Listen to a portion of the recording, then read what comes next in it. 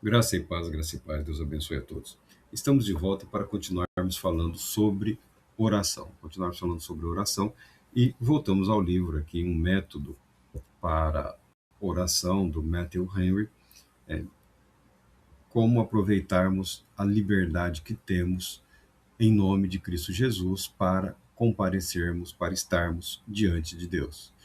Como usufruirmos, como crescermos nessa consciência de que vivemos diante de Deus.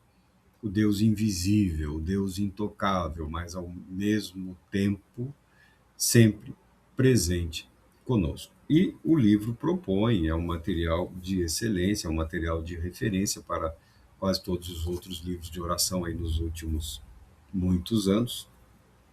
Ele propõe, fazendo uso das escrituras, desenvolver aí um método, ou seja, o método tem o objetivo de ampliar a nossa consciência, o nosso conhecimento, de facilitar a nossa vida de oração. Ao que tudo indica, os cristãos, ao longo dos tempos, têm enfrentado dificuldades nas suas jornadas de oração. Não num dia, dois, uma semana, mas numa vida contínua de oração. Não são todos os que desenvolvem facilmente essa prática, tá? Muitas pessoas enfrentam dificuldades nessa área. E o livro é uma referência que ajuda a todo aquele que tem interesse. O material do livro, eu comprei o livro aqui, ele é comercializado em língua inglesa,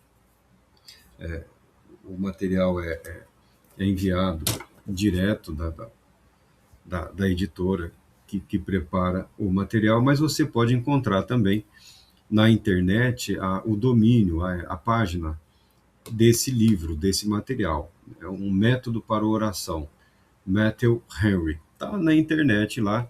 É, obviamente, em inglês. É uma instituição que mantém esse livro e também publica muitos outros materiais, todos relacionados a isso, a oração, tem modelos de oração, aquelas orações belíssimas que você talvez na juventude tenha ouvido, uma pregação com uma oração muito bem elaborada.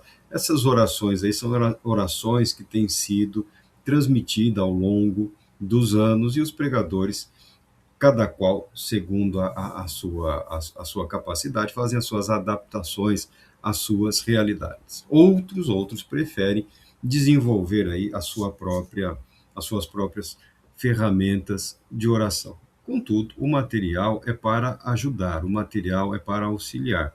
Lembrando que o material ele é totalmente fundamentado nas escrituras, totalmente fundamentado na Bíblia, tá bom? Não é fundamentado em métodos ou recursos de psicologia ou de retórica, não.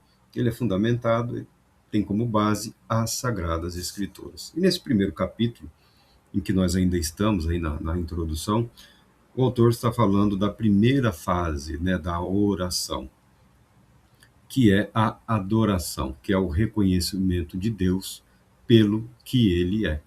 Sublime, excelso, maravilhoso, santo, justo, perfeito, eterno. Todos os atributos, todas as verdades declaradas nas Escrituras. As Escrituras fazendo parte da nossa vida, as nossas orações refletirão o nosso conhecimento das Escrituras e também a maneira como o Espírito Santo vai moldando a palavra dele nas nossas mentes e nos nossos corações. Eu nada tenho contra métodos, tá? Nada tenho contra métodos. O objetivo é sempre ajudar.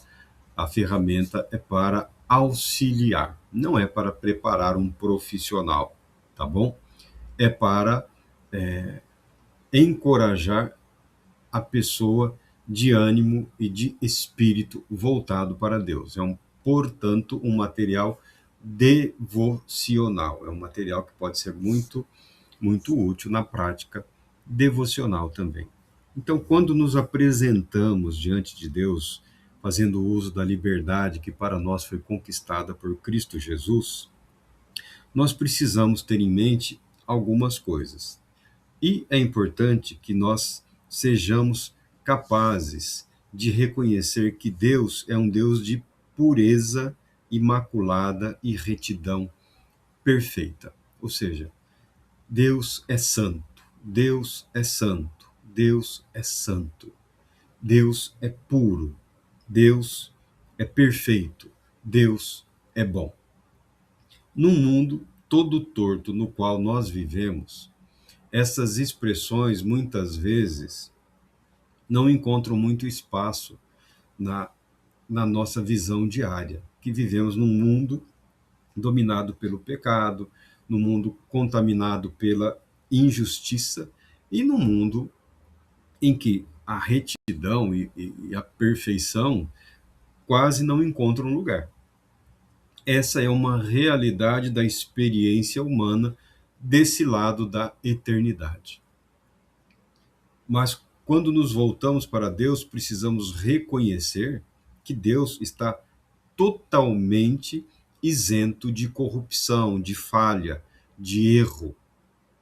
Isso nos ajuda no fortalecimento da nossa confiança, das nossas expectativas e esperanças. Um homem chamado Davi viveu no mesmo mundo que nós vivemos, não no mesmo ambiente histórico e social, tá? Mas viveu neste mesmo mundo aqui, mundo sujeito ao pecado, à corrupção, à falha, época de intensa violência, batalhas constantes, traições, abandono. Davi viveu de uma forma muito intensa tudo o que nós vivemos, tudo que um ser humano, tudo que um homem vive nesta vida. E Davi aprendeu a lançar-se diante de Deus e aproveitar esse estar diante de Deus para criar no seu coração, para que o Espírito Santo moldasse no seu espírito um espaço de beleza, de retidão, de justiça, de santidade, voltados para Deus. Ao acreditarmos nesse Deus de pureza imaculada, de retidão perfeita, nós criamos na nossa mente, no nosso coração, no nosso espírito, um espaço habitável para Ele, um espaço habitável, por assim dizer, um ponto de contato do Espírito de Deus com a nossa fé, com a nossa alma, com o nosso espírito, com a nossa consciência. Por isso diz o salmista: Tu és santo, ó tu que habitas os louvores de Israel. Santo e sublime é o teu nome, nós damos graças ao lembrarmos da tua santidade. Porque um Deus absolutamente santo, puro e justo se importa conosco, se importa com as nossas vidas. E continua as orações da Bíblia, né, nesse sentido: os teus olhos são puros demais para contemplar a iniquidade, e o mal não habitará em ti. Abacuque fala dessa maneira. Um outro ponto que é muito importante que nós tenhamos em mente quando nos aproximamos de Deus em oração é que sejamos capazes de reconhecer que Deus é justo na administração do seu governo e nunca fez e nem jamais fará injustiça a nenhuma de suas criaturas, não importando o que nós estejamos vivendo, não importando o que nós estejamos experimentando, não importando por qual situação nós estejamos passando neste mundo, nesta vida. Nenhum sofrimento, nenhuma dor, nenhum mal que nos aflige pode permitir que nós questionemos a justiça do governo de Deus. Deus é justo na administração do seu governo e nunca fez nem fará injustiça a nenhuma das suas criaturas. Ah, mas o mal atingiu a minha vida. O mal é isso aí, ele busca atingir as nossas vidas. E nenhum lugar da Bíblia vai declarar que o cristão, aquele que teme a Deus, ele tem imunidade ao sofrimento, ele tem imunidade em relação à dor, tem imunidade em relação à enfermidade, tem alguma imunidade em relação a perdas. Isso são eventos da vida que podem alcançar ou atingir a qualquer um de nós. Isso não significa que nós sejamos fatalistas. O que está acontecendo é porque tem que acontecer. Não, não. Algumas coisas acontecem nas nossas vidas como resposta às nossas ações. A vida é assim. Se você tem dúvidas, a Bíblia declara: todo aquele que quer viver piedosamente, em piedade, em santidade, todo aquele que quer viver voltado para Deus, com uma vida, com um coração, com o espírito voltado para Deus, ele será perseguido de alguma maneira neste mundo ou por este mundo, tá? Não há na Bíblia isenção para o sofrimento, não há promessa de isenção para o sofrimento nesta vida. O que há na Bíblia é uma promessa de redenção, de salvação, para habitarmos na glória eterna, onde nenhum dos males que ocorrem neste mundo e deste lado da eternidade nos alcançarão. Nos alcançarão, tá? Essa é a promessa de Deus. Essa é a expectativa que nós temos. Tu és, tu és bom. Deus é bom. A misericórdia de Deus dura para sempre. A benignidade de Deus é grande para conosco. E a verdade de Deus permanece por todas as gerações. É o que diz o salmista. Tu proclamaste o teu nome, o Senhor Deus, misericordioso, compassivo, tardio em irar-se, rico em bondade e fidelidade, que mantém a misericórdia para com milhares e perdoa a iniquidade, a transgressão e o pecado. E este teu nome é a nossa fortaleza. Deus revelou o seu nome ao povo da promessa, através de Moisés. Mas com esse nome, Deus está revelando a si mesmo. Deus está revelando algo a mais do seu caráter. Deus está revelando algo a mais em relação ao que nós chamamos os seus atributos. Aqui, ó. Compassivo, misericordioso, tardio em irar-se, rico em bondade e fidelidade, que mantém a misericórdia para com milhares e perdoa a iniquidade. Milhares de milhões. Deus é misericordioso e Deus é riquíssimo em misericórdia. Louvarmos o nome desse Deus é nosso dever. Louvarmos o nome desse Deus grandioso, santo, bondoso, compassivo, tardio em irar-se.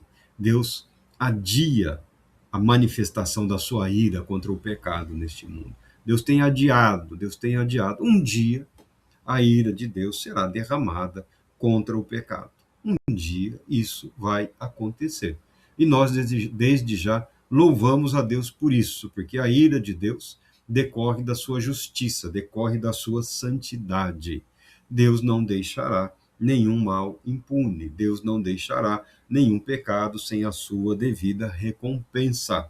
E Deus justificará os santos, justificará os justos, tá? Aqueles que buscam uma vida de retidão, procurando agradar a Deus.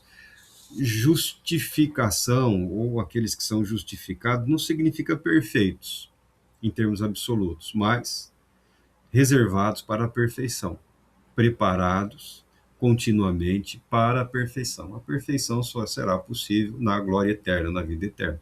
Eu já ouvi alguns descabeçados cristãos, não tenho direito de julgar, mas que num reducionismo teológico absurdo, incompatível com a Bíblia, incompatível com a boa doutrina, incompatível com o bom uso da razão, o bom uso do intelecto, separam o mundo entre assim os perfeitos e os imperfeitos, os santos e os impuros, dando a entender que santo só significa separado, tá?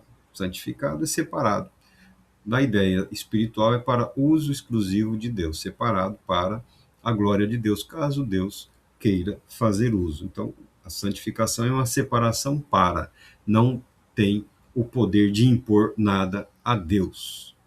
Sejam santos como eu sou santo. É um convite, é uma chamada, é uma provocação, porque o ser humano tornou-se pecador, como é o pai do pecado. O ser humano tornou-se mentiroso, como é o pai da mentira. O ser humano tornou-se homicida, como é o pai, o primeiro homicida, tá?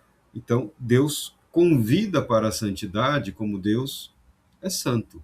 Deus convida para a justiça, como Deus é justo. Deus convida para a verdade, como Deus é a verdade.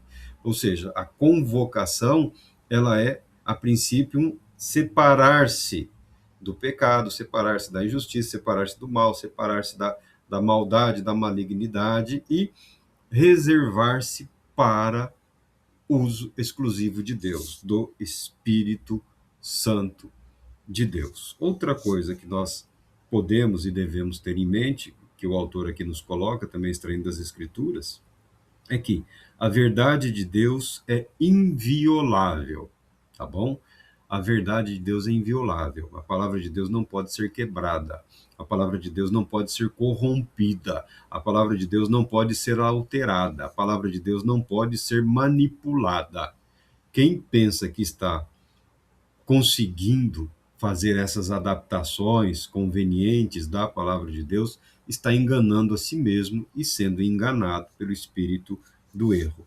A verdade de Deus é inviolável e os tesouros da bondade de Deus inexauríveis, ou seja, inesgotáveis. A misericórdia de Deus não tem fim, porque ela nos conduz à eternidade.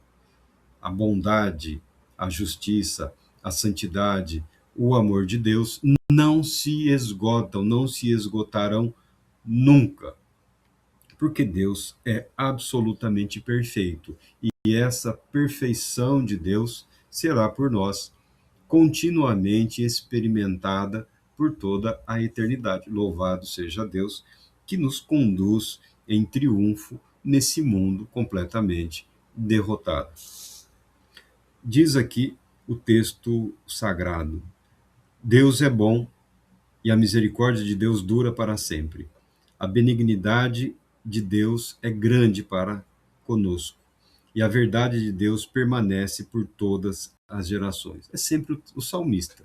O salmista, que não era um teólogo, apresenta material com uma profundidade espiritual dificilmente alcançável pelos especialistas em doutrina. Por quê? A graça de Deus se manifesta na vida. A palavra de Deus não é para ser simplesmente memorizada ou decorada. Não somos livros vivos, se bem que é interessante que a pessoa tenha uma memória para que essa memória traga a ele vida, saúde, fé e esperança. Mas a verdade, a palavra de Deus, que é a verdade, ela precisa ser encarnada, ela precisa ser escrita, inscrita, ela precisa penetrar lá na nossa alma, no nosso espírito, no nosso DNA, para que sejamos transformados segundo a palavra de Deus. O salmista vive a fé, a esperança e o amor de Deus. E no viver, ele se torna instrumento de Deus. Hoje, muita gente, né, se empolgou aí com algumas interpretações estranhas, e é profecia para cá, profecia para lá, é o profeta tal, a profetisa tal. O número de pessoas também que se apresentam como profetas, como profetisas, é incrível, é um número espalhafatoso. Nos lembra o reinado do ímpio Acabe em Israel, em que ele tinha lá algumas centenas de profetas para falarem segundo a sua vontade, para massagearem o seu ego. Mas a palavra de Deus, ela precisa ser encarnada, ela precisa ser vivida, ela precisa ser vivida. O intelecto é fundamental, o ser humano, não tem como você falar do ser humano sem intelecto. A pessoa humana sem intelecto é um corpo que não é capaz de se expressar, tá bom? Não é intelectualidade versus espiritualidade. Espiritualidade é algo inerente à condição humana, tal qual a racionalidade, a intelectualidade, a emotividade. Todos esses elementos integram a pessoa humana. Você soma tudo, tem o ser humano, mas o ser humano é muito mais do que as partes que o compõem. Nós somos muito mais, e o potencial do ser humano não foi atingido nesta vida e não será do lado de cada eternidade, porque a promessa de Deus é incrivelmente grande e maravilhosa, e o mundo contaminado pelo pecado não pode suportar toda essa verdade. Então, que tenhamos em mente que a verdade de Deus é inviolável, tá bom? A palavra de Deus não muda e não pode ser mudada. muito menos moldada para atender os nossos próprios interesses. A partir do momento em que ela se torna viva em nós, ela nos concede vida dinâmica espiritual para enfrentarmos e presenciarmos a ação de Deus neste mundo, nesta vida, na nossa realidade. Estamos falando e estamos suplicando a Deus que Ele intervenha nas nossas vidas, na nossa realidade, mostrando o poder da sua inviolável verdade. O compositor aqui continua falando, né? Tu proclamaste o teu nome, isso eu já disse aqui, tem um outro texto aqui que fala: Tu és bom e fazes o bem, bom para todos. A tua misericórdia alcança todas as tuas obras. Mas na verdade, Deus é especialmente bom para Israel, mas os que têm o coração, para os que têm coração puro. Também é o salmo aqui, também é o salmista, especialmente bom. Porque quem está falando aqui é um israelita, tá bom? Ele reconhece que Deus é bom para com todos, mas especialmente bom para com ele, na vida dele, o povo e a nação. Não há um egoísmo, não há um egoísmo. Há uma apropriação e um reconhecimento de um pacto, de uma aliança especialmente estabelecido entre Deus e o povo através de Moisés. Muito embora outros pactos, alianças tenham sido celebrados ao longo da história da humanidade. O que nos interessa, o que nos importa é o novo pacto, a nova aliança, o novo testamento a nós revelado por Cristo Jesus, o nosso Senhor. Testamento que alcança toda a humanidade, tá? Não há uma preocupação com relação a quem pode ou não fazer parte desse pacto, dessa aliança, desse compromisso, dessa disposição de Deus em abençoar em Cristo Jesus. Nós sabemos e temos certeza que não há privilégios, há responsabilidades. Há responsabilidades. Cada um é responsável por aquilo para o qual foi chamado. A sua vocação, o seu trabalho, o seu compromisso. Indivíduos, nações, instituições, a graça de Deus, ela é incrivelmente abrangente e envolve o governo de todo o mundo. O único lugar onde a palavra, a vontade de Deus pode ser enfrentado é no nosso coração, na nossa mente, tá? É o único lugar onde se pode fazer oposição a Deus. Mas isso se reflete, às vezes, em momentos terríveis na história da humanidade, mas isso não isenta ninguém da responsabilidade de viver a verdade.